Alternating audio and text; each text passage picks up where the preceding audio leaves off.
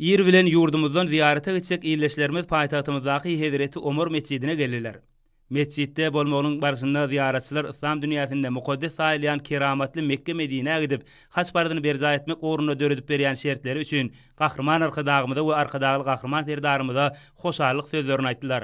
Ziyaretçiler Hezreti Omar mescidinden ak mermerli paytahtymyzyň halkara Huwa menzine geldiler.